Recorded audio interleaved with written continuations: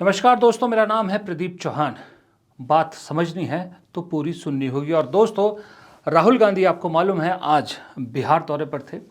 कन्हैया कुमार की यात्रा में उन्होंने पार्टिसिपेट किया बेगूसराय में, और उसके बाद पटना, जहां पर बिहार कांग्रेस का प्रदेश दफ्तर है, वहां पर गए और वहां पर एक कार्यकर्ताओं को संबोधित किया। एक सम्मेलन में उन्होंने हिस्सा लिया। दरअसल राहुल गांधी का बिहार जाना ठीक गुजरात अधिवेशन से पहले बहुत कुछ संदेश दे गया। एक संदेश तो मैंने आपको सुबह के वीडियो में बताया था कि कन्हैया कुमार कांग्रेस के बिहार में आने वाले सबसे बड़े चेहरे होने वाले, इस पर मोहर आज राहुल गांधी ने लगा दी जब यात्रा में शामिल हुए। और यात्रा में उनके साथ बहुत से लोग शामिल हुए बेगूसराय में, उस यात्रा में। और युवाओं को पार्टी की तरफ आकर्षित करने के लिए कन्हैया कुमार से बेटर बैट इस वक्त कांग्रेस के पास नहीं है। दूसरा, तेजस्वी यादव और उनके पिता की नाराजगी राहुल गांधी ने जो है वो उसके एवज में कन्हैया कुमार को खड़ा किया है। हालांकि सब जानते हैं कि लालू प्रसाद यादव परिवार को कन्हैया कुमार पसंद नहीं है, लेकिन उसके बावजूद राहुल गांधी ने कन्हैया को कांग्रेस का चेहरा बिहार में बनाने की ठान ली है। लेकिन राहुल गांधी का खुद का लगातार बिहार में तीसरा दौरा है, बहुत कम दिनों में खुद का वहाँ पर पहुँचना और लगातार वहाँ पर लोगों के बीच अपनी बात रखना। एक चीज़ आज के दौरे के बाद साफ हो गई कि राहुल गांधी का वहाँ पर स्पेसिफिक जिन लोगों को पार्टी के साथ जोड़ना चाहते हैं, पार्टी की तरफ मोड़ना चाहते हैं, वो स्पेसिफिक ग्रुप है, वो है ईबीसी। ईबीसी यानी इकोनॉमिकली बैकवर्ड क्लास, जो ओबीसी के भी अंदर एक ईबीसी है।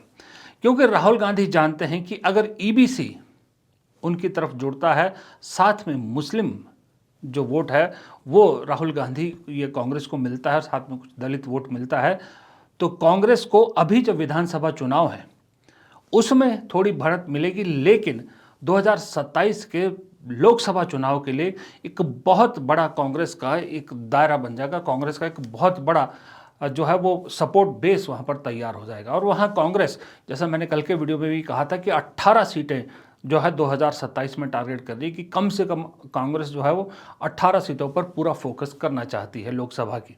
क्योंकि गठबंधन में अभी फिलहाल जैसा कांग्रेस का रुख है कि वो लोकसभा चुनाव भी गठबंधन में ही लड़ा जाएगा, उसमें आरजेडी को भी सीटें दी जाएंगी, उसमें जो दूसरी छोटी पार्टियां हैं लेफ्ट और दूसरी पार्टियां उनको भी दी जाएगी। तो कांग्रेस ने एक जेन्युइन सा नंबर रखा है 18।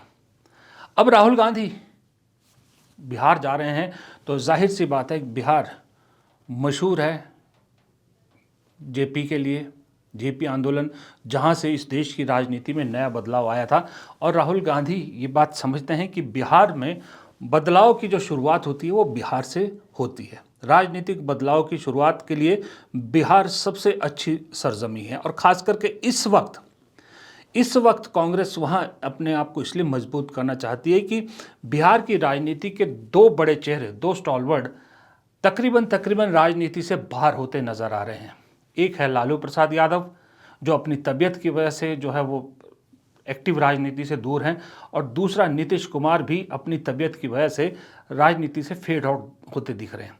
अब ऐसे में जब दो बड़े चेहरे बिहार की राजनीति से धीरे धीरे दूर हो रहे हैं तो अपॉर्चुनिटी है। बीजेपी ये सूंघ चुकी है, बीजेपी ने पहले से तैयारी शुरू कर दी थी, लेकिन बीजेपी के सामने कौन खड़ा हो, इसमें राहुल गांधी को लगता है कांग्रेस एक अहम रोल अदा कर सकती है। क्योंकि याद रखिएगा, बिहार हो, उत्तर प्रदेश हो, गुजरात हो, और इस तरह के राज्य, मध्य प्रदेश हो, जहां कई दशकों से कांग्रेस सत्ता से बाहर है और बीजेपी लगातार शासन कर रही है, या कोई बीजेपी का सहयोगी शासन कर रहा है, या कोई रीजनल पार्टी शासन कर रही है, पश्चिम बंगाल भी इसमें रखिएगा, ध्यान रखिएगा, वहां पर अब लोग धीरे धीरे अल्टरनेट ढूंढने लगे हैं, धीरे धीरे। क्योंकि वो जनरेशन जा चुकी है जिन्होंने कांग्रेस का राज देखा था। नई जनरेशन कांग्रेस को एक चांस देने के मूड में है। यही मूड भांप रहे हैं राहुल गांधी, इसीलिए इन राज्यों में कांग्रेस को एक विकल्प के रूप में लोगों के सामने पेश कर रहे हैं। और बिहार में भी आज जब वहाँ गए थे वो, तो उन्होंने बाकायदा इस चीज़ का जिक्र किया।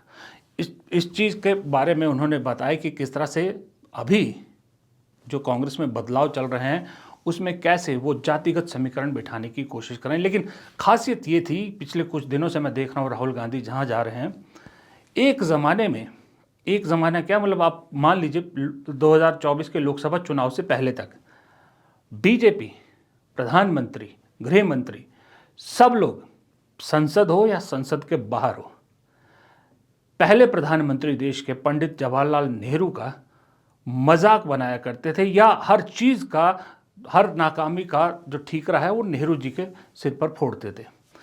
और कांग्रेस कुछ नहीं बोलती थी, ना डिफेंड करती थी, ना कुछ करती थी। अटैक तो दूर की बात है, डिफेंड भी नहीं करती थी कांग्रेस।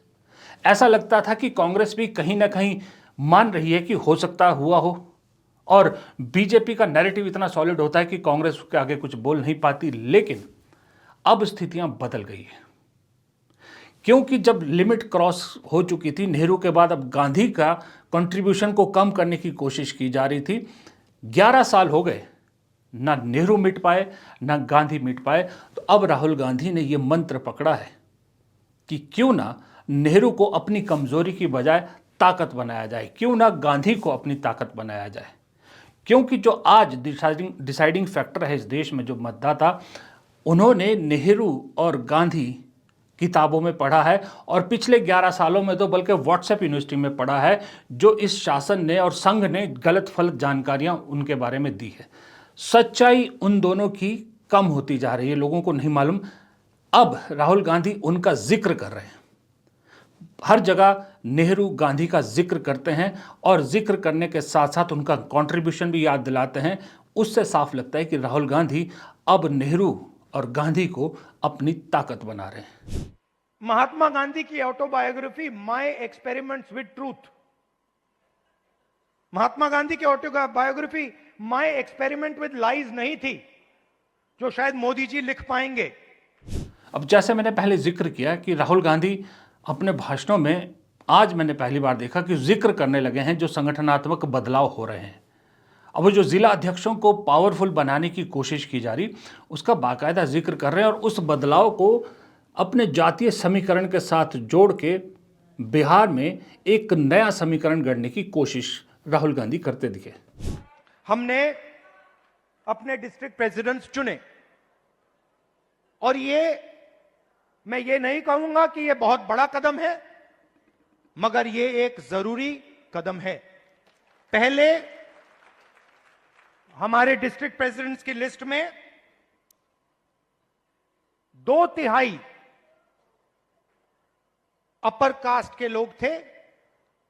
अब हमारी नई डिस्ट्रिक्ट प्रेसिडेंट्स की लिस्ट में 2/3 ईबीसी, ओबीसी, दलित, पिछड़ा वर्ग, माइनॉरिटी के हैं।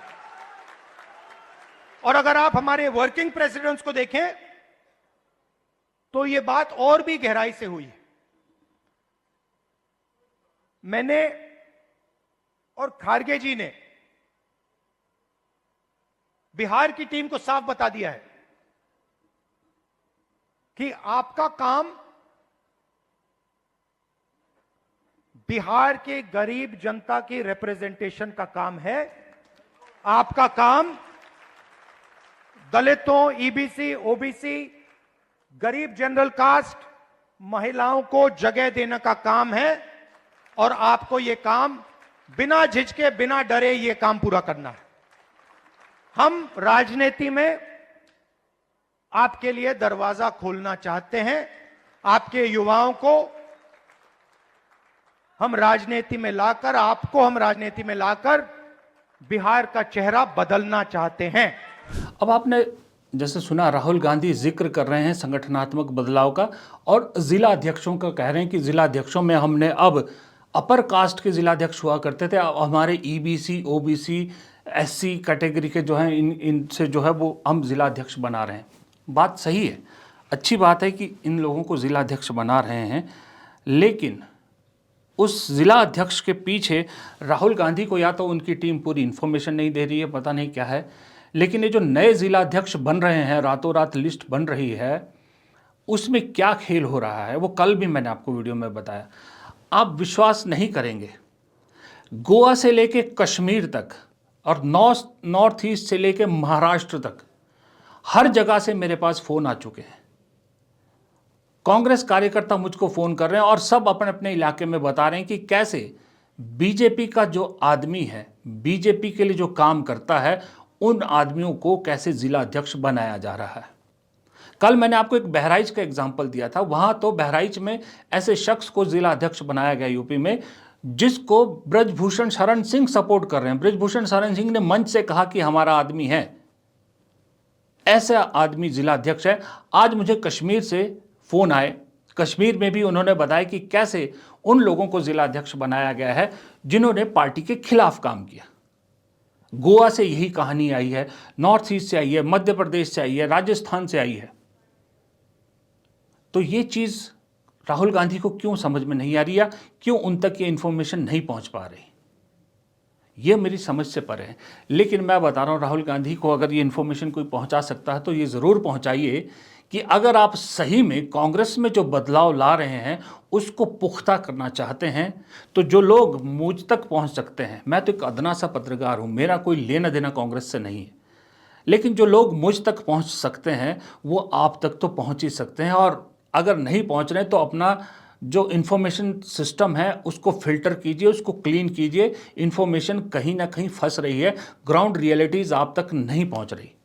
राहुल गांधी जिला अध्यक्षों को इसलिए मजबूत करना चाहते हैं कि वो ग्राउंड की सच्चाई सीधा अपने तक पहुंचने देना चाहते हैं। लेकिन जब आप बात करते हो स्लीपर सेल की, जब बीजेपी के लोग जिला अध्यक्ष बन रहे हैं जिनका इंक्लिनेशन है बीजेपी की तरफ या उनका बैकग्राउंड रहा है या जिन्होंने पार्टी के खिलाफ काम किया है, अगर वो जिला अध्यक्ष बन रहे हैं तो आपको सच्ची रिपोर्ट कैसे ग्राउंड की पहुंचाएंगे? फिर चाहे राहुल गांधी हर जिला अध्यक्ष से सीधे अकेले खुद क्यों ना मिल ले।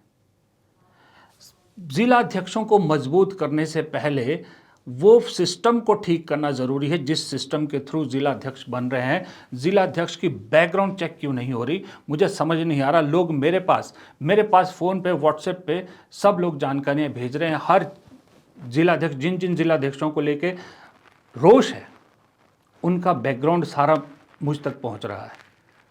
कुछ लोग बहराइच के जैसे थे और उनके वो तो दिल्ली कांग्रेस हेडक्वार्टर तक प्रदर्शन के लोग पहुंच गए, उसके बावजूद कोई एक्शन नहीं हो रहा। तो फिर ये सारी एक्सरसाइज फ्यूटाइल हो जाएगी, सारी एक्सरसाइज का कोई फ़ायदा नहीं है।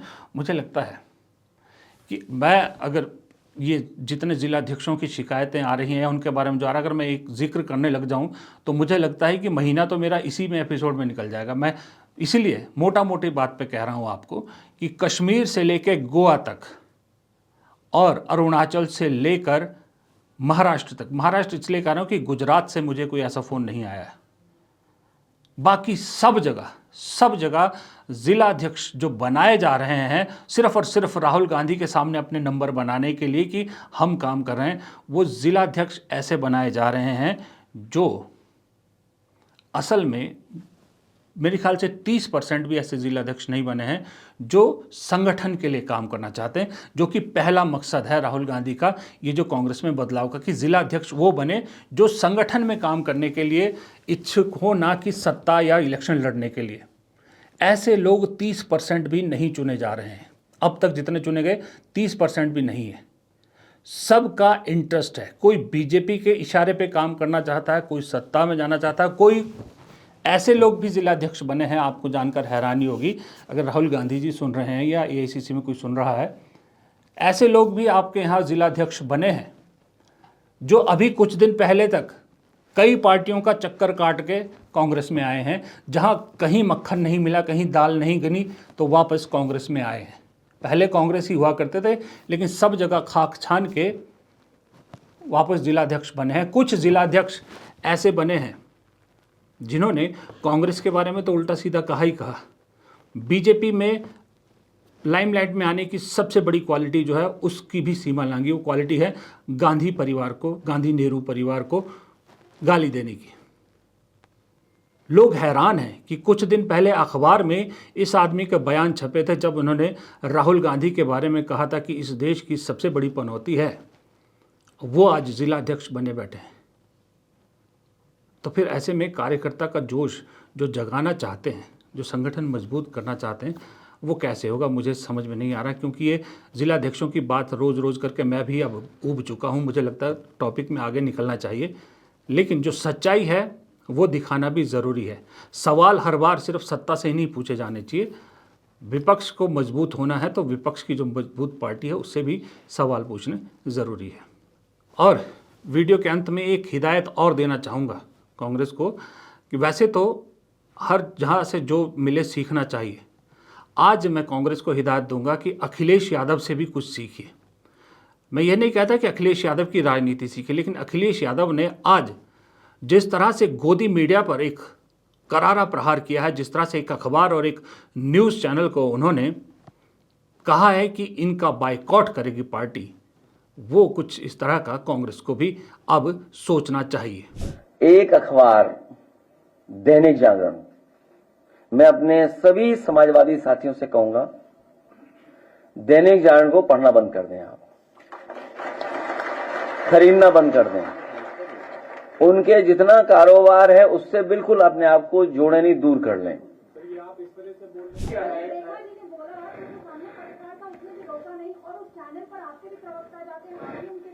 तो वो थोड़ा कांग्रेस से लगाव रखता है। आज से न्यूज 24 पे कोई नहीं जाएगा। तो ये है, क्योंकि इन्फॉर्मेशन अगर आपकी नहीं लोगों तक पहुंच रही तो समझ में आता है उसके आप कई इलाज निकाल सकते हैं, लेकिन आपके लोगों को, आपके वोटर्स को अगर मिस इन्फॉर्मेशन पहुंचाई जा रही है वो भी तो खतरनाक है ना।